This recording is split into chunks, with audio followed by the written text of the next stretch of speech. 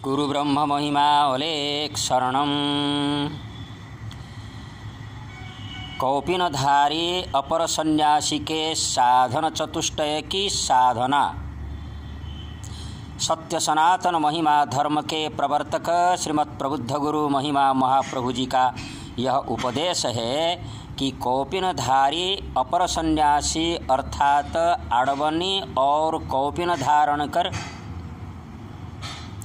साधन चतुष्टय आदि की साधना करनी है। ये साधनाएं परिपक्व होने से उन्हें वृक्ष का बलकल धारण करके और अधिक नियम में तथा साधना में रहना होता है। उन्हें परसन्यासी बोला जाता है।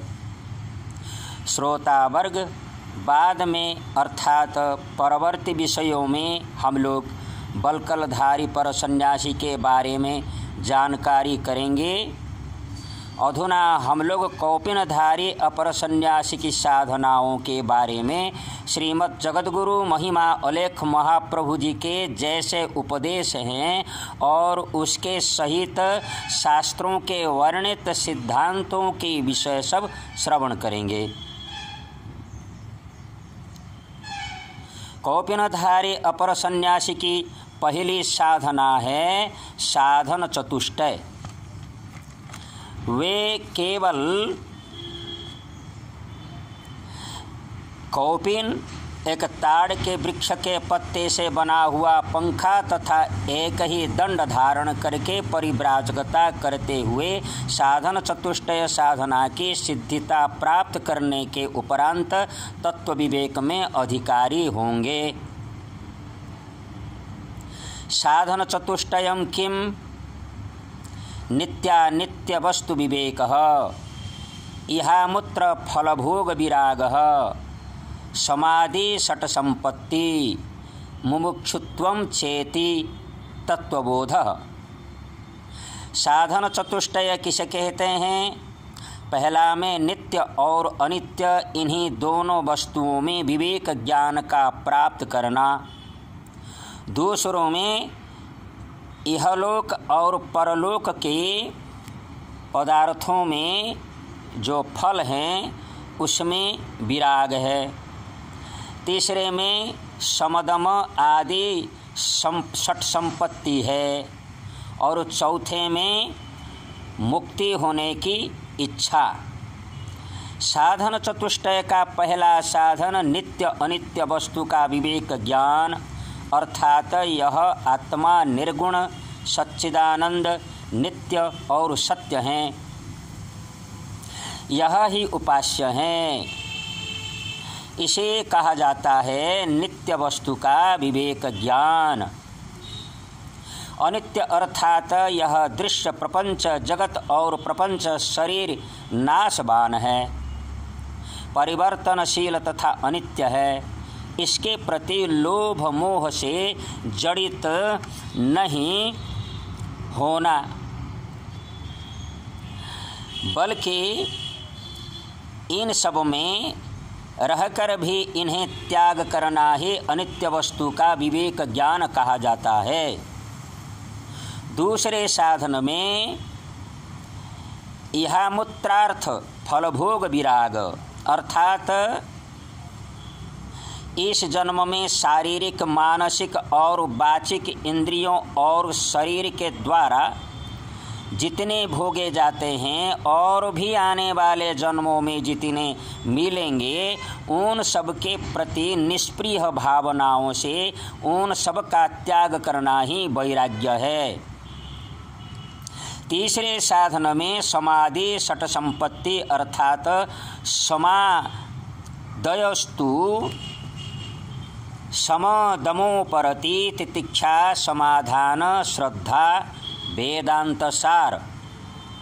समदम उपरति तितिक्षा समाधान और श्रद्धा हैं। ये सब साधनाएं 6 संपत्ति हैं। समस्तावत श्रवणादि व्यतिरिक्त विषयेभ्यो मनोनिग्रह वेदांत सार। रूप, रस, गंध, स्पर्श और शब्द इन इंद्रिय ग्राह्य पदार्थों को विषय कहते हैं। इन विषयों को मन अर्थात अंतरेंद्रियों को निग्रह करने का नाम सम है।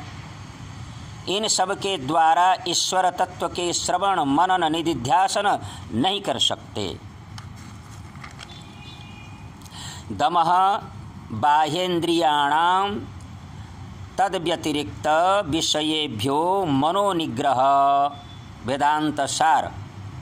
वाक्, पाणि, पाद, पायु और उपस्थ इन बाह्य इंद्रियों को अपने अपने विषयों से निवृत्त करने का नाम दम है।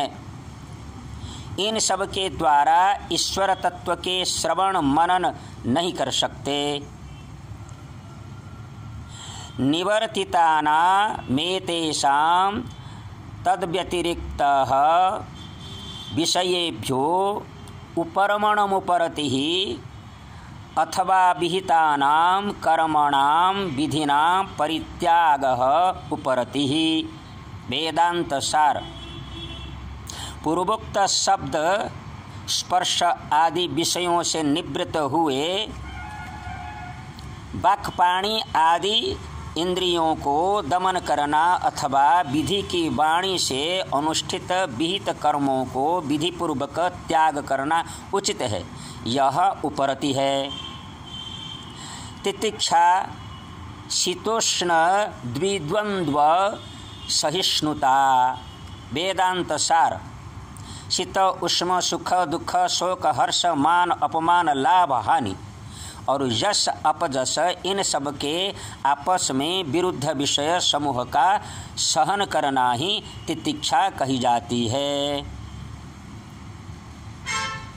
अर्थात इन सब में जो प्रिय लगे अत्यंत हर्षित न होकर और जो अप्रिय लगे विमर्श न होकर, दुखित न होकर, दोनों में समान ज्ञान करना ही तितिक्षा है।